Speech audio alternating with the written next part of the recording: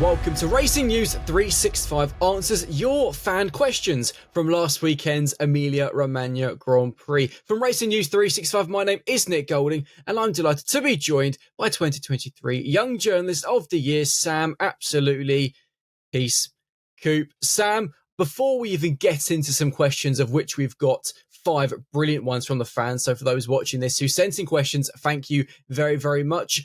I want to begin by talking a little bit about last weekend's race in Imola, the weekend in general, because it was an interesting one, looking likely to be F1's last trip to Imola, at least for the foreseeable future, likely forever, you would have imagined. But obviously you weren't in the most recent episode of the Racing News 365 podcast. Reason being is that we were delighted to be joined by former Alpine Executive Director Marcin Budkowski. So if you've not seen that episode, please do go and check that out. But as obviously, Sam, you weren't in the podcast, you've not had a chance yet to give us your biggest takeaway from Imola. So the floor is yours. Go for it. What was your biggest takeaway? I mean, the biggest takeaway, I'm going to go really down the line with this one, is the title fight is wide open. Nice. You can never count out Max. I mean, who would at this stage, right? Even on weekends where you don't expect anything from him, he will find a way to surprise you or be box office. To the point it's almost not surprising anymore. Like, that move around the outside of both George and Oscar into turn one was so predictable in some ways that he would just be so audacious to try that. And that was the key to the race, wasn't it? Let's face it. That was the whole pie. So the fact that he is only 22 points behind after 7 rounds shows that he is very much in this fight. But also, for me, it showed a weakness in Oscar's kind of repertoire that I think we've been so impressed by him, and he has performed so well that the kind of the knee-jerk reaction has been, he's the real deal, and he is, but he still needs to improve. And I feel he was quite naive going into that first corner. Absolutely, he was focusing on George, but be that as it may, you still need to be aware of who else might kind of sweep through, and that was it. That turned it kind of snowballed from there, and it was a very chaotic strategic race. And he's left, with a far smaller lead than it should have been. 13 points. Also, exactly. And Lando did very well yet again to pick up the pieces of a underwhelming and under par qualifying performance. If he can fix that, I think him and Oscar are going to be, neck and neck. McLaren then have a real difficult situation on their hands. We spoke about it after Japan. I think it's an important point after this race as well. Letting them race. Do you interfere, with team orders? There's going to be criticism, whichever way they play it. So they're kind of damned if they do, damned if they don't. But that's just one of the fascinating variables that makes this title fight so intriguing, because usually you get, driver from team A versus driver from team B, or an intra-team battle, Nico Rosberg, Lewis Hamilton style. But this year we've got both. That's what makes this title fight so, such a kind of exciting prospect. Which leads into, very nicely, the first fan question, which comes from Rov1Knee, and that is, does Red Bull now put the pressure to the McLarens? You've kind of just answered it, but I'll let you elaborate a bit more. Are McLaren now under pressure from Red Bull? Yes. Specifically, though, they're under pressure from Max. And it's been the case for a while, right? The second Red Bull driver is a non-factor. And Yuki really needs to up his game, because, as he said himself, his crash in qualifying was completely self-induced. He was trying to, be the hero, he essentially said, which was, a fascinating insight into kind of how he's approaching these things. And it's a big, it's a steep learning curve, no doubt. But he's scored 10 points in the 5 rounds he's been at Red Bull. I'm not going to even come close to saying that he's not up to the standard, that he's, around the Liam Lawson kind of standard that we're seeing in the first 2 rounds. Yeah. But it's difficult to say that Sergio Perez wouldn't be doing a better job at this stage. So impossible to know. Well, exactly, it is impossible to know, but it's that difficult thing that Red Bull has to kind of balance and acquiesce with. So, but that's a whole side point, because Max is just relentlessly there, persistently and painfully for McLaren. So yes, the pressure is on, not from a constructors' championship perspective, but very much from a drivers' championship perspective. And Christian Horner himself has echoed that. He said, we're not focusing on the constructors. It's all about the drivers' championship for us at the moment. And that itself is quite telling. Relentless Verstappen. Well, there's our thumbnail was sorted. Thank you very much, Sam. We'll take that. Just a walking thumbnail machine. Right, let's move on to the next one. And that comes from Jay Richard. Why didn't McLaren pit Oscar for the fresh new tyres, for fresh new hard tyres? I'm assuming that's obviously during the safety car when we saw majority of the field come in for new tyres. And I'll answer this one because actually it's quite a simple one to answer. The reason why McLaren didn't pit Oscar for new hard tyres is because he didn't have any new hard tyres left. So it was just a bit of a bad situation for Oscar. One of the drivers like Charles Leclerc, like Fernando Alonso, who really were so caught out by, and unfortunate really, with the timing of the VSC, the timing of the safety car. Realistically, Oscar probably would have finished second, if not, of course, for the VSC and the safety car. And obviously, in the end, Lando managed to pit fresher tyres, got Oscar. There wasn't really much Oscar could do. Do you want to add a point? Yeah, well, just interestingly is that Lando pitted for used parts. He did. But they hadn't recently been used earlier in the race. Yeah. There's nothing that we found in the regulations that prohibit a team from recycling tyres mid-race that they've already used. We might be wrong. We don't know. We've found nothing against it. We poured through and we couldn't find anything. So it was quite a recent cycle, and he would have lost track position to then be on tyres that were of an equal. It didn't make sense. The soft tyres situation, though, is interesting because you would have heard Charles Leclerc on team radio kind of saying, why don't we go for the softs? And Ferrari came back and said, we've got 17 laps. Obviously, by the time the safety car period ended, it was like 10 or 9. So you can't go, well, that's the window. Possible? Was it possible? But you just don't know how long that safety car period is going to be, because if it was in 15 laps, that final stint, you're kind of screwed. So, or are we allowed to say that? I don't know. We are. I said it in the podcast. Don't worry. Okay, but that's but I'll allow you to kind of wrap up your answer.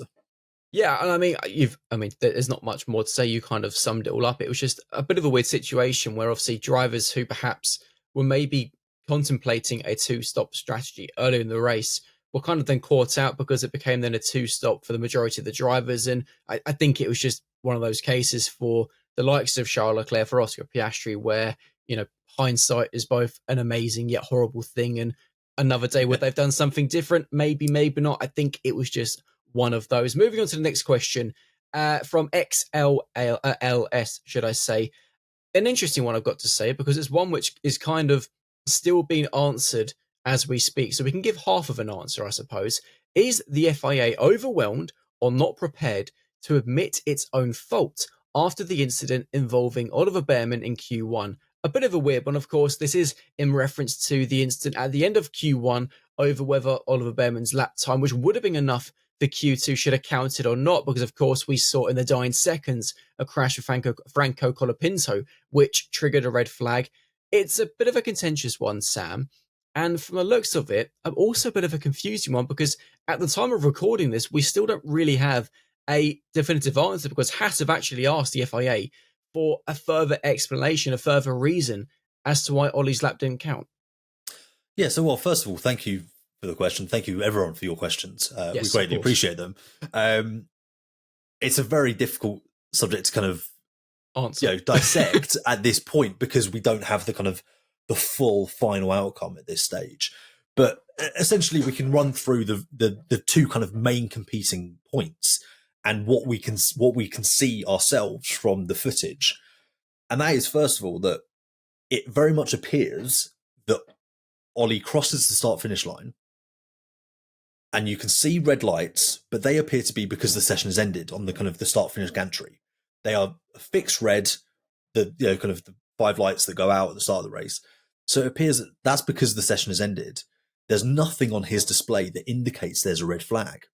So he thinks, well, I've done it. And then you can see, as he continues down the pitch, the start-finish straight, that's when the first board starts to then flash red.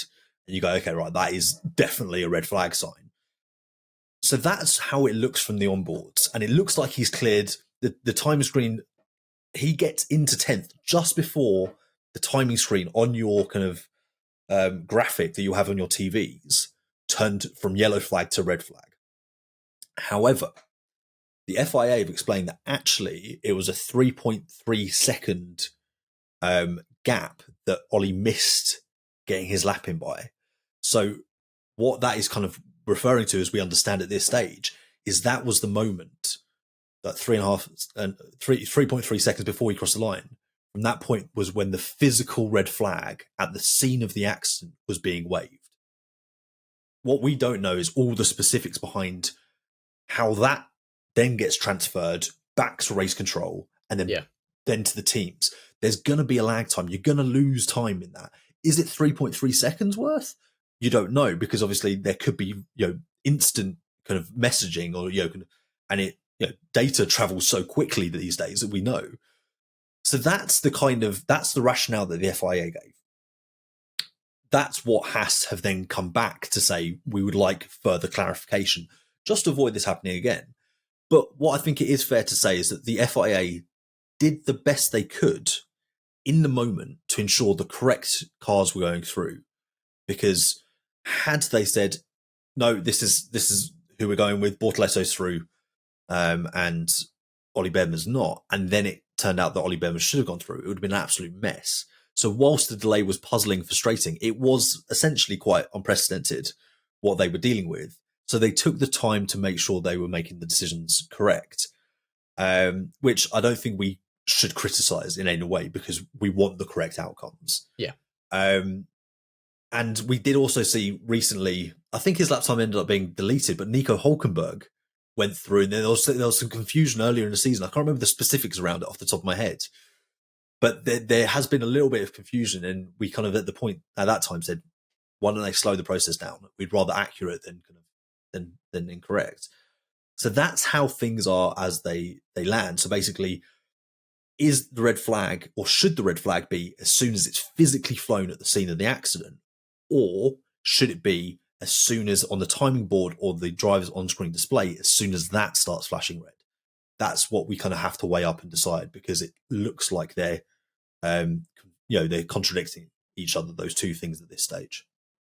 And of course, for those watching this video, please let us know your thoughts on any of these questions which have come in, any further points you have. If you don't agree with us, maybe we'd love to hear your thoughts. And you imagine, obviously, around this whole Haas FIA thing, that given that Haas, as I pointed out, have asked the FIA to comment further on the reasoning for Bearman's lap not counting. What we've seen in the past is typically we sometimes get a bit of an explanation from the FIA in a report ahead of the next Grand Prix, which of course is this weekend in Monaco. So maybe we'll get something through immediately on Thursday. Time will tell, as is always the case.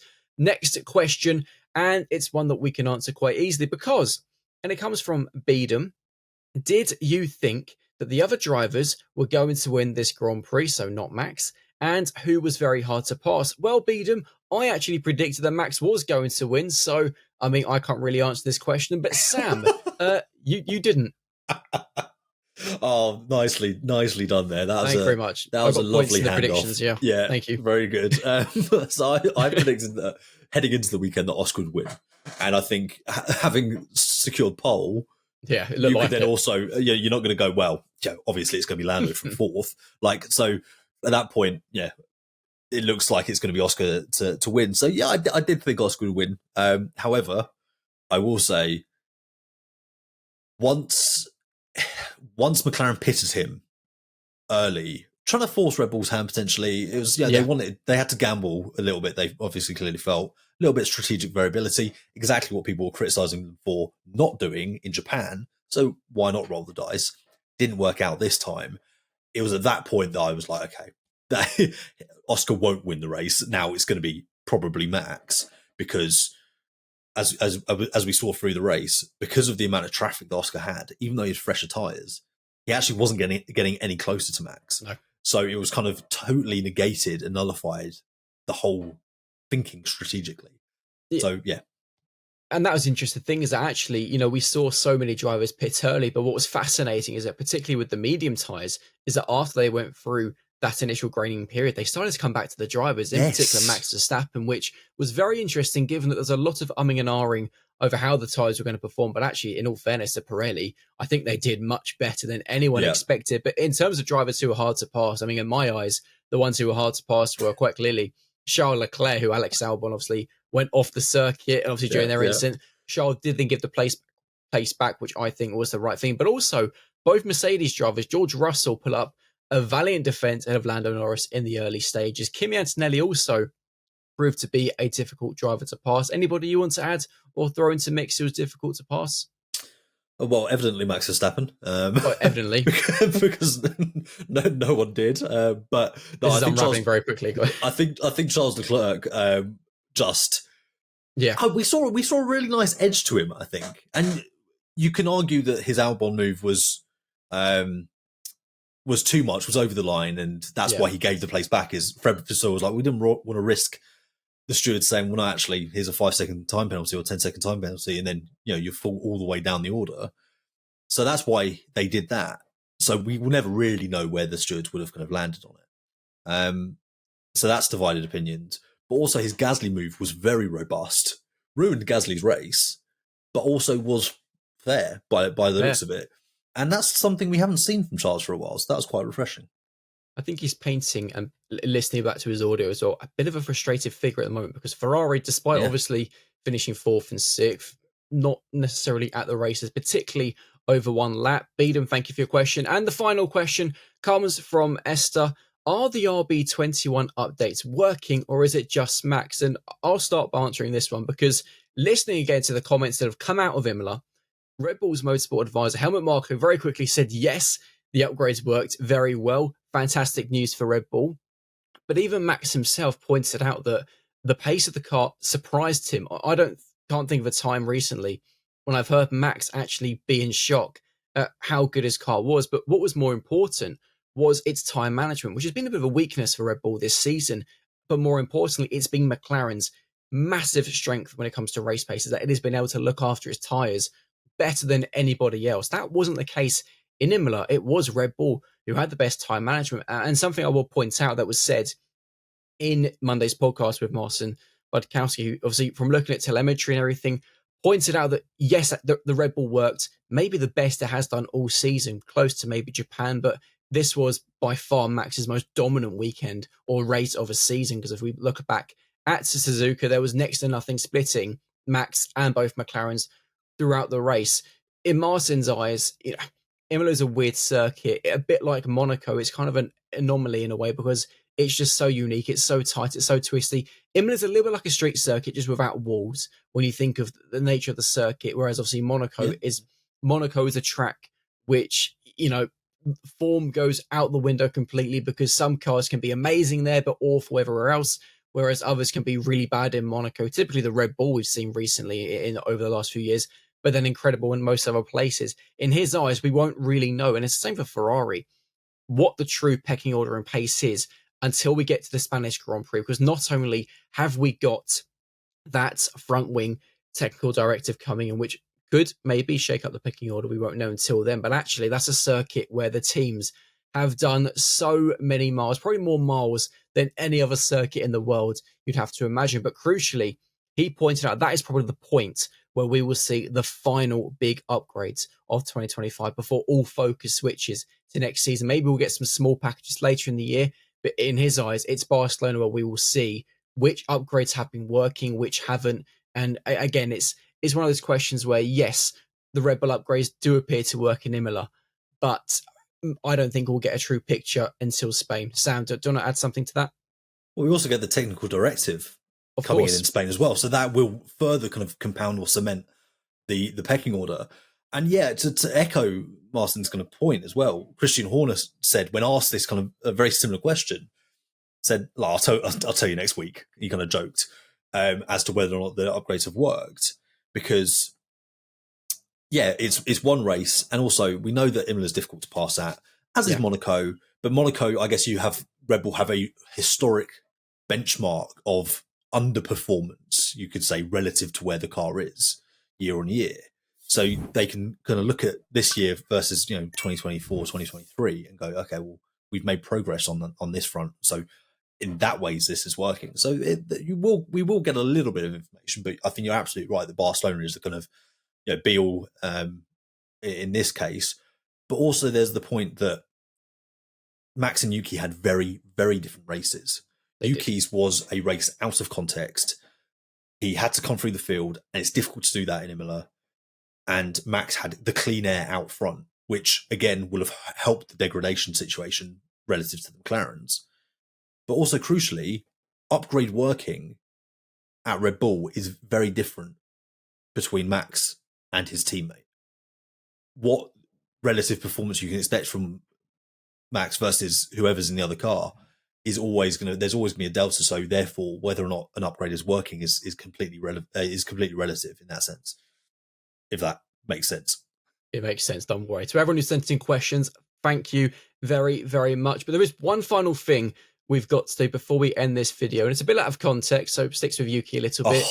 Sam, I have to get this on camera because Ian and I gave ours in the podcast with Marcin. Marcin also gave his because he's representing the fans. Yeah. Sam, what are your predictions for the Monaco Grand Prix, my friend? Okay, so we felt this is the hardest of the year, by the way. It took a lot of thinking as it is Monaco, but it is difficult. And also, you strategically sprung this on me. You didn't mention this. Well, I didn't mention it. And I'll give you your moment. And I'll give you your moment in the sun because also you had a pretty remarkable weekend performance-wise in Imola. You were after a few difficult weekends, you finally found some form and got 11 points, which means you're still last, but only 1 point last ahead behind the fans. So no pressure. Can you go back to back? I'm only 7 points behind Ian as well. I've got him in my sights. In your sights. No pressure. Warning sent to Ian. Sam Coop delivers major warning to Ian Parks. Put him on blast. Put him on blast, right? Notice, yeah. Monaco predictions. So, 10th place, Yuki Tsunoda. Done. We'll get that out of the way. I'm sticking with Yuki. That's a cheat code. Pole position, Oscar Piastri. Interesting. Top 3 in the race. Winner, Oscar Piastri. Second, Lando Norris. Third, Max Verstappen. Okay. I'm going bold with that one. Okay, going bold. Because do you remember last year at Singapore when I predicted he'd get a podium and he told me I was being silly or something along those lines? I remember. And he did then go and get a podium. Yes. So I'm going with that. And then what does that leave me? Fastest lap. Fastest lap and fastest pit stop, which I think I know where you're going to go. But fastest pit stop, let's stick with Ferrari. 6 out of 7 this season. How insane is that? Well, exactly. Why defer from a winning strategy? Yeah. We're not quite at that kind of change the strategy that got you to the final because it won't work against the opponent time. And then fastest lap, Oscar Piastri. But it's going to be so difficult because we think there could be weather. There's the whole 2-stop thing. There is as well. It's going to be it's so difficult to predict. But you know what's interesting is that myself, Ian, and Marcin all said a Max Verstappen pole and a Max Verstappen victory. Only time will tell. Sam, awesome stuff. I'm going to leave you on that point. If you have enjoyed this video, please do smash that like button, subscribe to the channel, and we will see you this weekend for the Monaco Grand Prix. See you later. Thanks for joining us.